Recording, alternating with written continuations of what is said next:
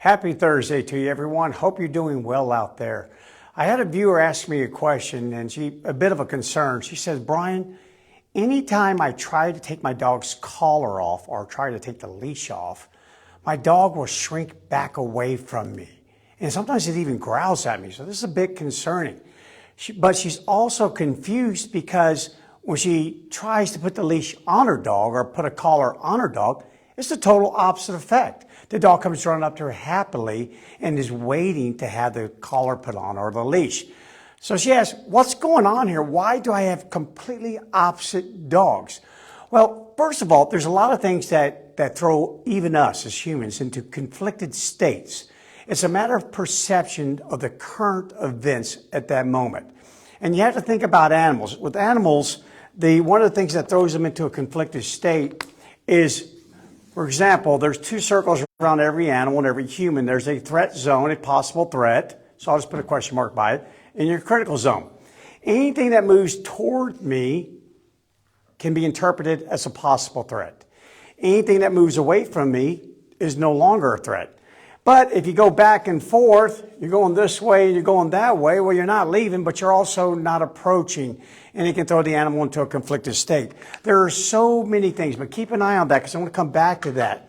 The first thing that I want the viewer to focus on is the fact that animals, more so than the humans, are trained by nature to recognize and pay attention to anything that stands out.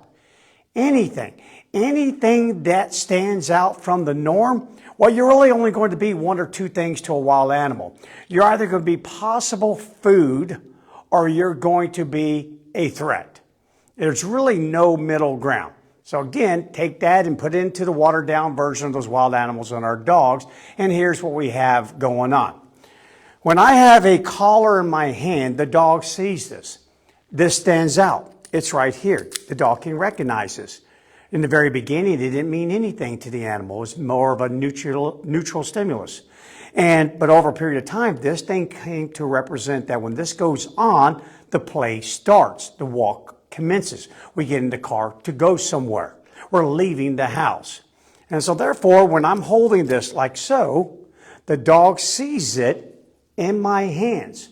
And the connection is those wonderful events that are about to occur. Now, this is in her particular case. Now, here we go. Oh, now what do I have? Just hands. Just hands. That's it. And many dogs today that are adopted, that had previous past, in which there's a big question mark. What occurred in your past? Well, let's think about this. If you need to control a dog, you grab with your hands.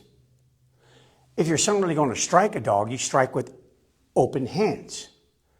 There are so many things that could have occurred in this animal's life previous to being owned by this viewer that this hands can now become or have become a stimulus that now tells it and it is connected to an event and even a possible event.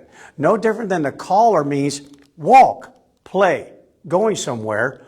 Open hands for this particular animal can mean danger, pain, fearfulness. Open hands. That's probably the conflict that we're running into right now. I don't really know what to do as the animal. So what do you do if you own an animal like this? Because it's pretty darn risky going up to a dog.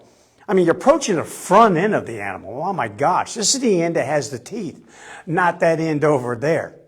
It's always going to be risky anytime you're working around the head of a dog. Always. So what can you do to mitigate that risk and then also to hopefully have the dog become habituated to your movements around its head, especially when putting on a collar and taking a collar off? Well, here's a couple of little things that you can do. First one is called a sleight of hand. Sleight of hand. It's like a magic trick. All right? Everyone likes magic. Okay, so your dog already has the collar on. Well, on two of the exact same collars. Two of them. And now it becomes one of those, and know this about dogs. When you put a collar on a dog, after a while, it'll forget that the collar's there.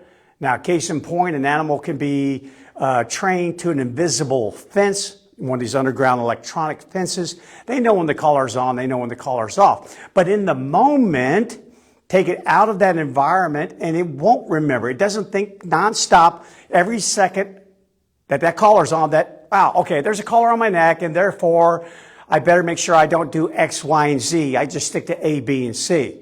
No, there's so many things flowing through their senses. And they're computing that. They're transforming that into knowledge all the time. So therefore, what's worked for me in the past is just own another collar exactly like the one that the dog's wearing. Smells the same, looks the same, everything.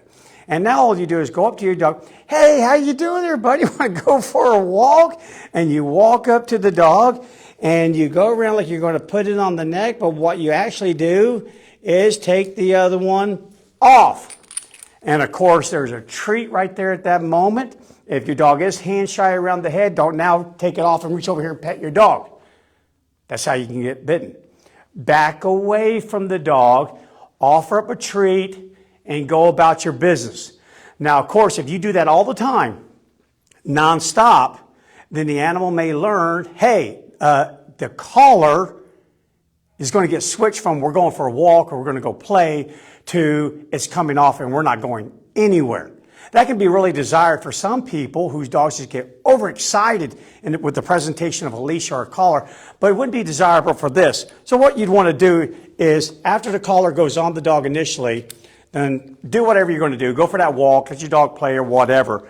But on occasion throughout the day, during those little teachable moments I talk about all the time, go up again. Hey, how you doing? Good dog, good dog. Got a little treat, all this sort of stuff here. Remember, right now, presently, this is the good time. This is the good time when I see this. And the dog comes up, and you can now put the collar around the dog, and then all of a sudden take it off again, and then hold it right here, and then go back. And then sometimes you just put it on, and you leave it there for just a second as you stand close by and take it back off. In other words, you don't want the same thing occurring every single time. I come up, and the end result is 2 collars now come off. If that happens all the time and there's no walk, then the animal will soon figure it out.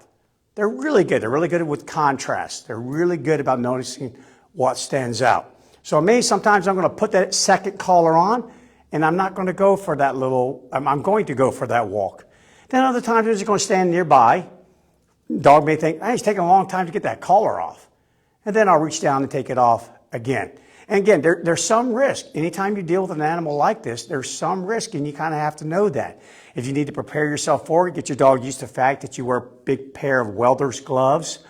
Make sure sometimes you can use a fake arm, but again, it's hard to manipulate a collar using a fake arm. Those are things I'll cover in future videos. I'm talking about that dog that shrinks away fearfully and sometimes even growls. And then to help the dog not growl is sometimes just make sure the dog's in more of an open area and less of an area in which you may feel like it's cornered. Okay, now another thing that is helpful with this, so I'm going to go ahead and put this other collar back on, is remember here, anything that goes away from me is not a threat. The same thing for you. If it moves away from me, it is no longer a threat to me at this moment. Yes, it can turn around and reattack me. Again, that's just so you know, a little trivia here. That's why dogs will often bite people as they're leaving a home. As they're stepping out of the door to leave the home, they'll suddenly go for the ankles or the back of the leg. That is to spur you out the door and to motivate you and to influence your behavior so you don't turn around and come back at me. Go away from not being a threat to suddenly being a direct threat. They want closure at that moment. Well, something that helps a lot with dogs like this that are just kind of sensitive about collars is once you come over here or the dog comes to you, because again, this is the animal that's excited about the collar. When this dog approaches me, I put the collar on here. Once I do this, when I go to take the other one off, back up as you're doing it. Take steps back as you're taking the other collar off. And even bend way away from the dog. Try to take a minimal amount of your body in close contact with the animal. Back up. Back up. Every time you back up, you're always going to be less threatening to any person and to any dog. Okay, so there you go. Sleight of hand. Meaning go up with 2 collars to put one on, then for a second, then all of a sudden take both off, or just come up and take them both off immediately, back away as you do it. Another thing you can do is what's called a cognitive shift. A cognitive shift. Again, I love cognitive shift. They work so well for so many things. And let me back you up here, Red Zone. There you go, buddy. Cognitive shift is this. Okay, so the dog doesn't have the collar on. I don't have my second collar. I just don't have one right now. All I have is food. Then again, food. First thing you do, take a knee. Lower your frame. I'm 6'2", so now I'm about 3 foot, maybe 9. Something that sort there. Lower your frame. And then offer the animal a spectacular treat. Not its kibble at this moment. This is step 1. Spectacular treat. Yeah, find out what that is, because for most dogs, there is something spectacular. Offer it to the dog. When the dog comes over to investigate the treat, you can have treats actually in both of your hands. And hold them wide, so the dog now has to decide. I go to this one, which means I have to ignore this hand here. I turn to this one to take this treat, I have to ignore this hand here. They make a commitment. And a part of doing that commitment is the building of trust. So many times we just hold a hand here. No choice to make. I spread my hands out. There's a choice to make. And if you want this, you'll have to quit paying attention to this one. You want this one, you got to quit paying attention to this one. And over a period of time, when you present a treat, there will only be a treat in one hand, not in the other. And you can even shift them a little bit to where you kind of make it to where they go to the empty hand first, and then when they turn to go to the hand that has a treat, that's the hand that can make the slight contact with the dog.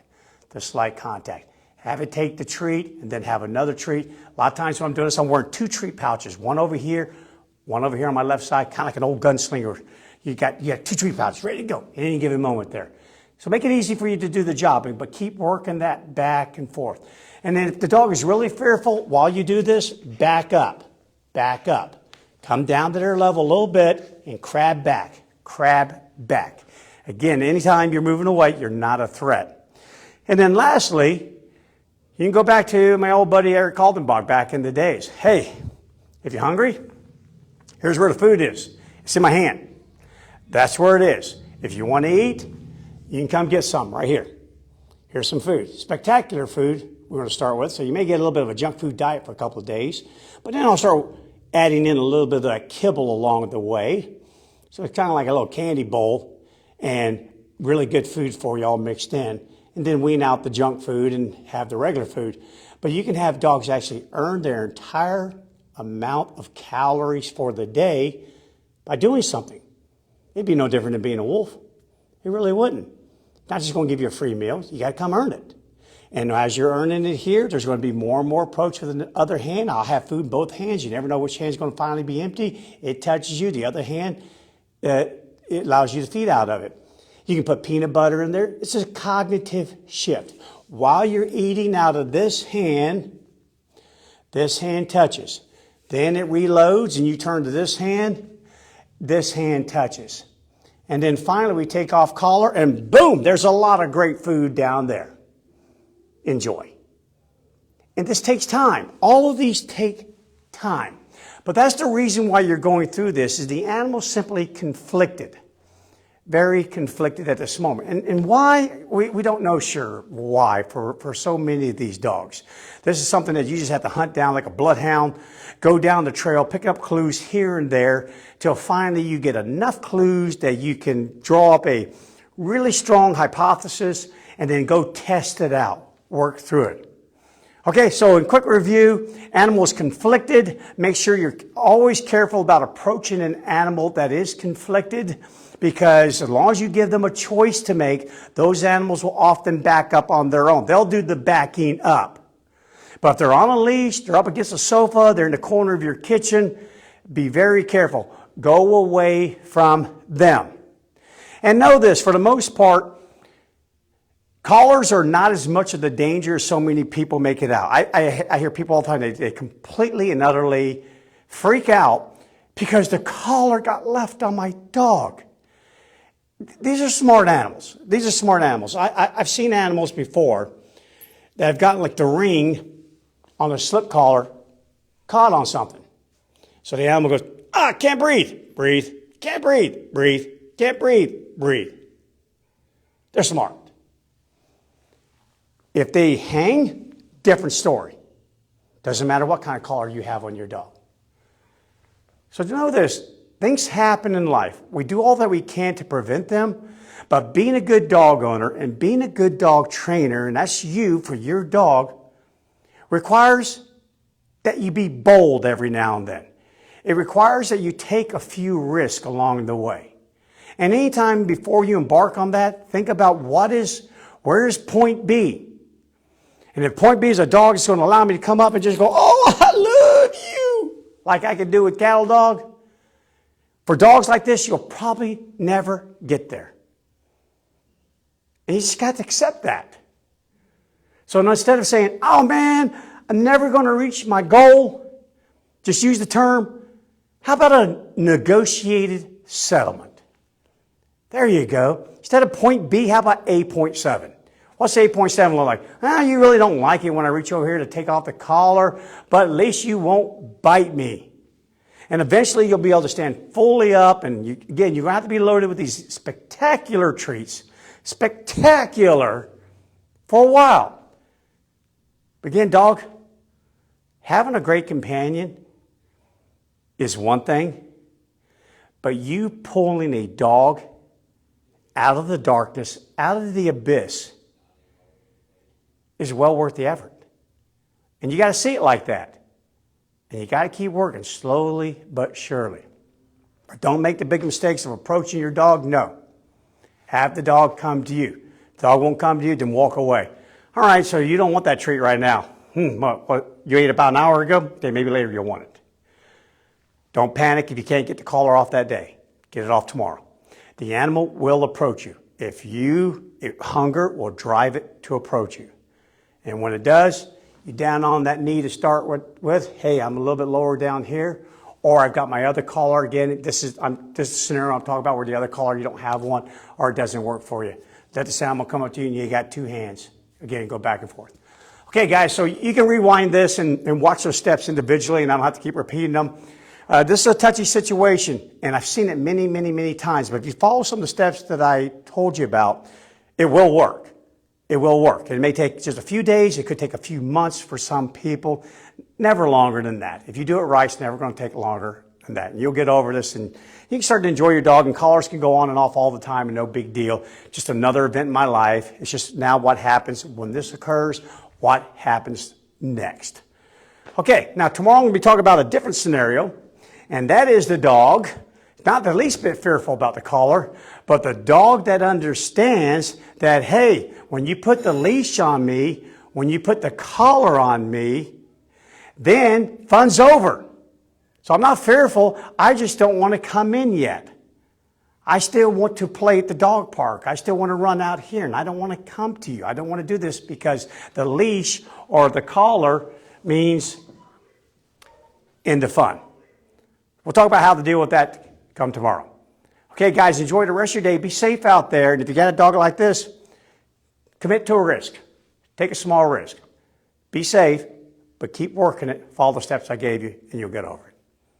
Enjoy the rest of your day.